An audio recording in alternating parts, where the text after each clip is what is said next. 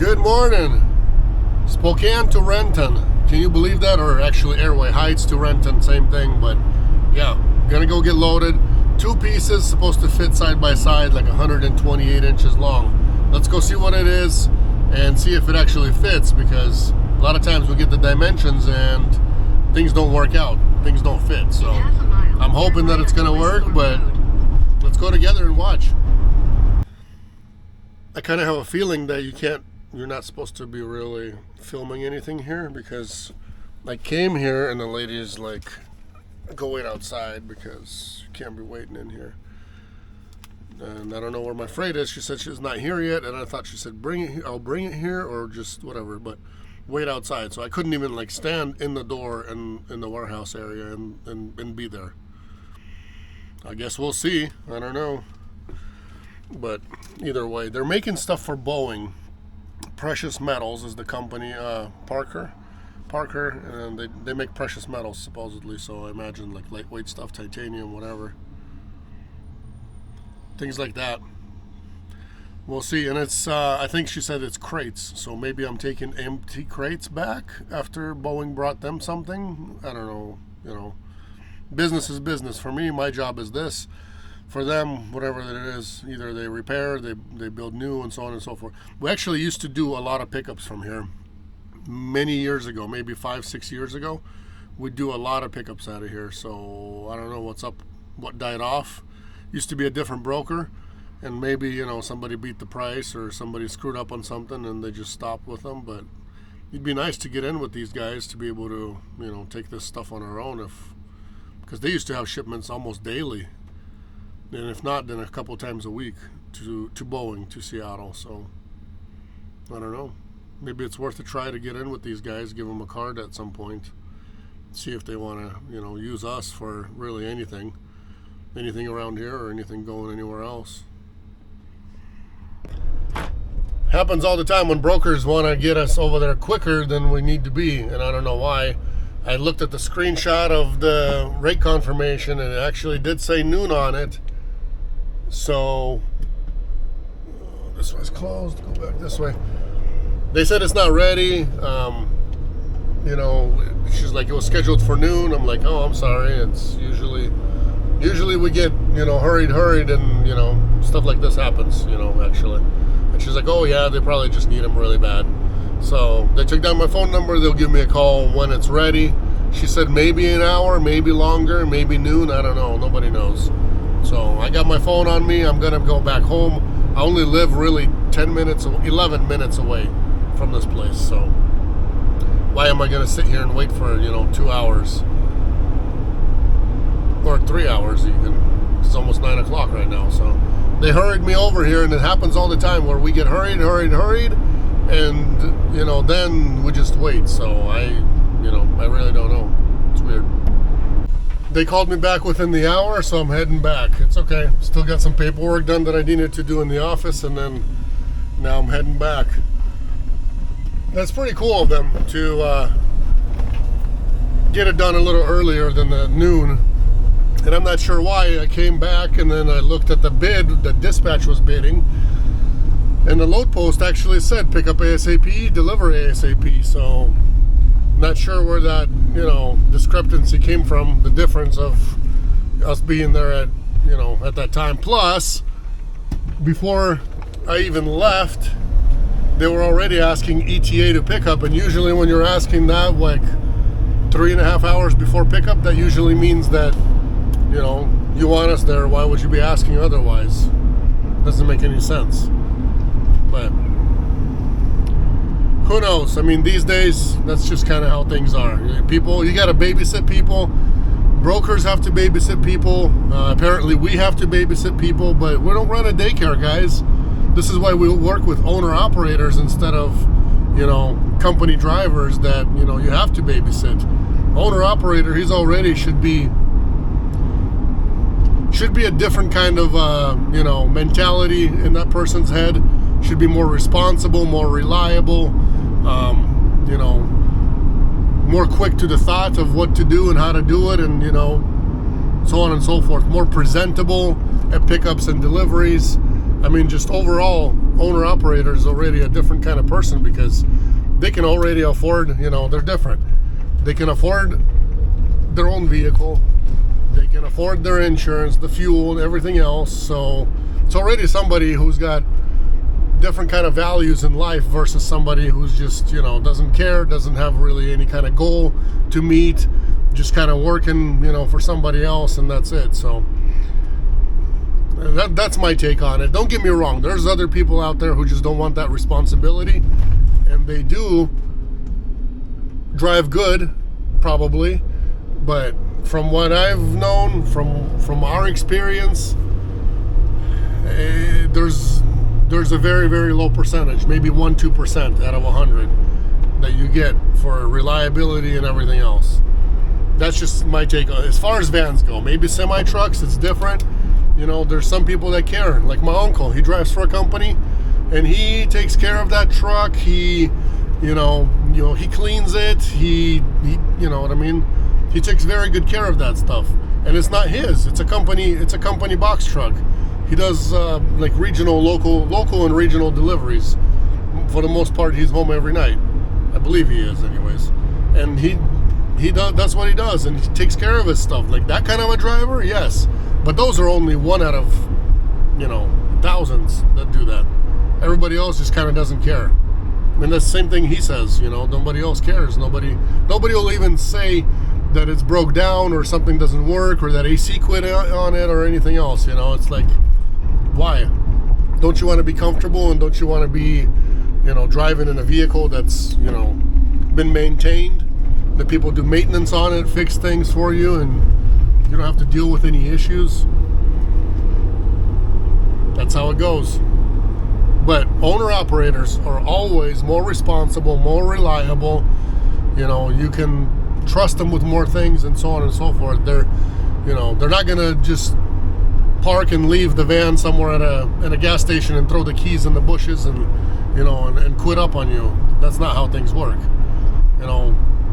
Even people, when they come and go, they always deliver freight, and then after that, if they decide to go do something else somewhere else, or just call it quits and this is not for them, it's their vehicle, so they're they don't do anything bad to it. Versus I could go on all day long telling you guys stories about just simple drivers who do all kinds of bad things. Why would you want to do that anyways? It's just not the right kind of people that you want to deal with in the first place.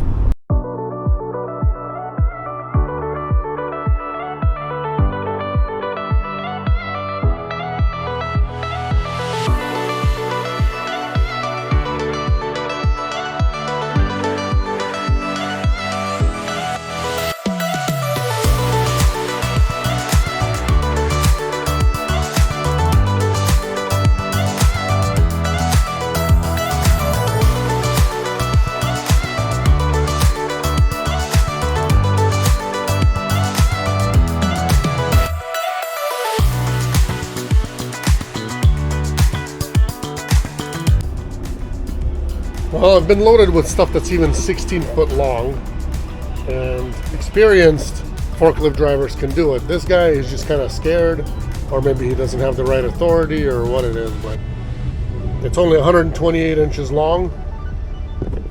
They don't have extensions for their forklift forks, but they're not the shortest either. I've seen a lot shorter forks. So I told him how to do it, what to do, and he's just kind of like, I don't know. The only other way is getting two forklifts. One holds it, one will push, stuff like that. But I don't know. They might get all mad and pissed off and everything else and not use vans. Maybe that's probably the case why we don't come back here anymore, because people don't really have experience just to get it done. I'm the kind of guy that's going to get it done no matter what. These guys, I don't know. Maybe they have their own little protocols and everything else that, safety and this and that. I would go and I'd make him back me up to there. That way he can set it on one of those posts and then push it in after that, or, have some kind of leverage.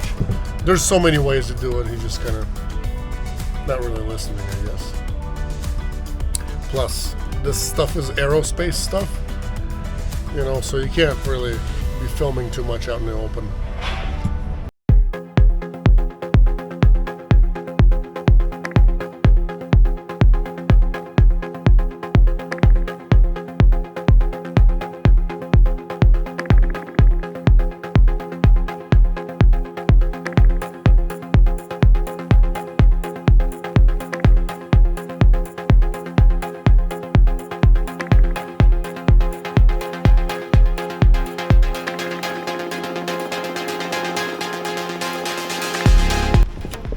While I'm still alive, you guys live and learn. Sometimes your E-track straps are not long enough, right? To go from the back all the way to the front and get put in. So what you do here is you get a regular strap, hook that right there, and down here and over here, you can buy these rings and they go put in your E-tracks. Then you could use another extra, any kind of strap it in, and then you're good to go. Right there, live and learn while I'm still alive, guys. Here it is. Sorry, it's a little dark in here, but this is how it works. You get your E-track strap. Here it is. It's not long enough, so I use another one. You could use any, really. And it's strapped in to the ring right there, and you're good. So don't tell me that it's not possible. I can't do it. My straps aren't long enough. Yeah, they are. They can be, anyways, as long as you do it right, and as long as you have more than, just a few straps. Depending on how your forklift driver feels that day is going to be depending on, a lot of it depends on how you're going to get loaded and if you're going to get loaded at all, honestly. That's the honest 100% truth, because sometimes they'll just refuse to load. They don't want to do anything extra. They don't want to do something they're not comfortable with. And we've had so many instances. I'm not just talking from a driver's perspective, I'm talking from both drivers and dispatch perspective over 9 years. So it happens. People just, they just either don't want to do it, say, whatever. And he was pissed off too, saying, oh man, they sent the Sprinter van, it's not dock high, blah blah blah. Well, this is why you guys have a ramp. It's really easy. And at first he said there is no extensions. Then he came back with extensions. Somebody told him where they're at, apparently. So maybe he's just new. Maybe he's new. I'll give him that. I'll give him that he's new and still learning and so on and so forth. But if he keeps doing this, keeps loading, gets out of his comfort zone and just gets it done, then he can go into the forklift Olympics. Definitely. I don't see why not. He could turn on a dime anytime. There's forklift drivers out there that do all kinds of crazy things that still amaze even me. Even my brain thought doesn't even process that quick what they could do, but some of them do. And just because they do this all day long, every day. So their job is to load and unload no matter what. And if that's the case, whoever is the driver of the forklift, they'll learn. It just comes with experience. Okay, on my way to Renton. Should be roughly about a 4-hour drive once I fill up here and I haul pretty good. I go 75 pretty much all the way, so that 300 miles is really pretty quick. It ain't nothing hard. Got a TWIC card 2 days ago? Yesterday, 2 days ago? I think 2 days ago my TWIC card came in too.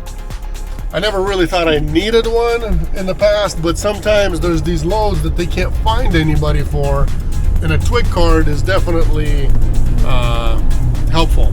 I wanted to be TSA certified, so when I went to get the TWIC card, I asked them about TSA, and they said, well, TSA is right here too. It's to board planes and on board and blah blah blah, And I'm like, no, that's not the same kind of TSA to just get on and off the, to get on the plane faster.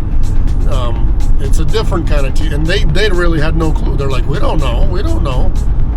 So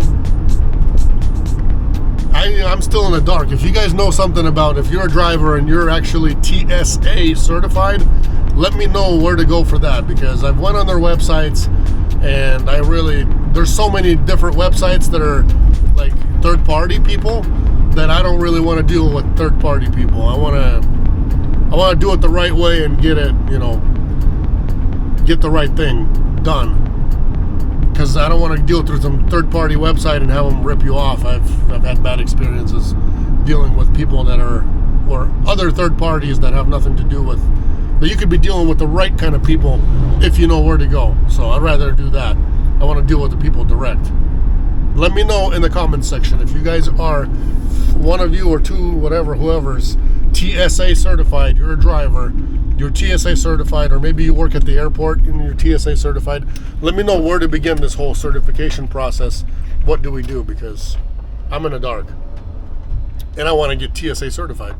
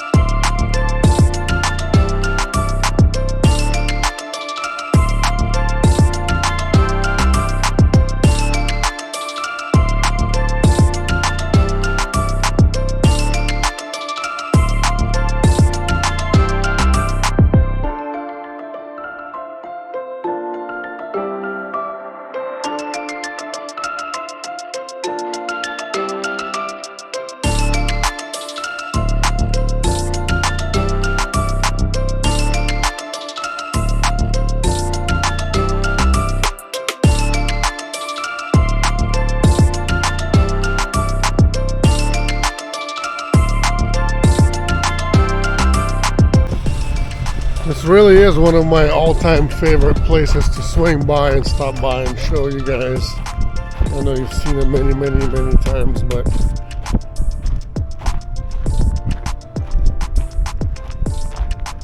it's rattlesnake heaven over here.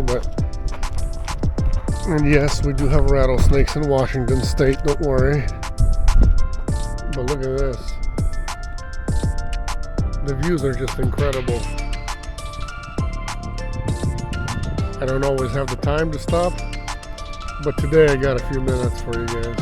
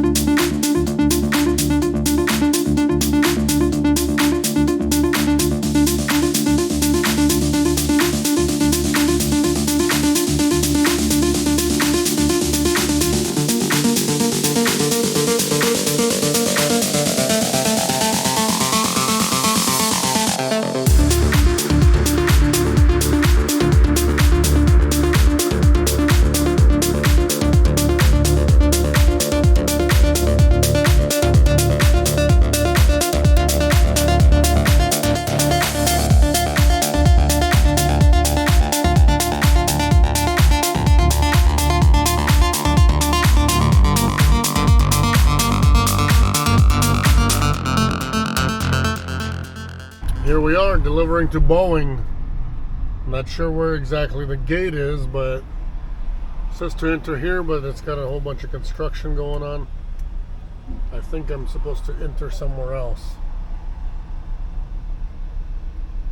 Well, maybe I should try it here. I'm not sure. We'll see. Well, ladies and gentlemen, I've been to the Everett Boeing. I've been to this one a long, long time ago. And I've been to the Seattle one. This is the Renton one. And it's been a long time since I've been here. So they told me where to go. And I'm just, following my instructions to the last stop. I think they're just gonna have to do a truck inspection on me, and then maybe hopefully get me in without any issues. I know they do like background checks and stuff like that, so I will see what we're gonna do. Last stop sign. Is this the last stop sign? Oh, and then big shed. Okay, there it is. I remember now. I've been here before. It takes a little bit. They'll do a little inspection on me, and then I'll be in and out of here hopefully quickly. But I don't think they do cameras, so let's put this away for now. Procedures are a little different, but hey, it's all good. It's pretty easy. They gave me a map where I need to be, so I don't really know how much filming there is to do out here, but I don't know. Maybe I'll show you guys a little bit here and there, but I don't know if we were supposed to be showing. So right here, left here. I'll show you. If I see something cool, I'll show you guys. Other than that, you guys got to do the job, and then you'll get to go into places like this. You'll get to be a part of a Boeing, maybe airplane, something, you know?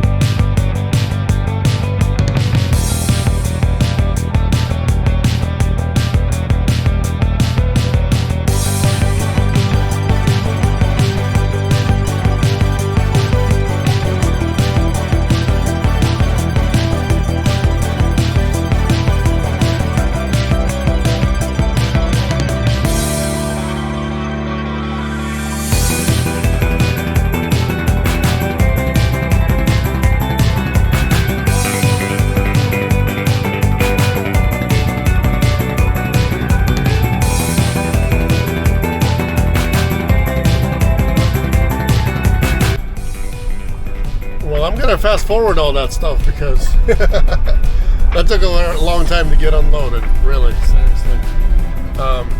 They're long crates, and if you don't have the right kind of extensions, things are a little bit more difficult than normal. So, he came back with some extensions, but they were too fat at the end and more fatter than the clearance that he could shove them in. So he was pulling out, then he was trying to push back in, and none of that was working. So anyway, long story short, like I told him, we could just set one end. I'll push it out if you want, or you can pull it out, set one end on the ground, and then pick it up with your stuff and do it that way. But they ended up doing 2 forklifts. So at the end, it all worked out okay because, 2 forklifts work. One pulls it out, holds it, the other one grabs it from the side and takes it right out. So we're all good. Not difficult when you've got 2 forklifts, which they had plenty of them.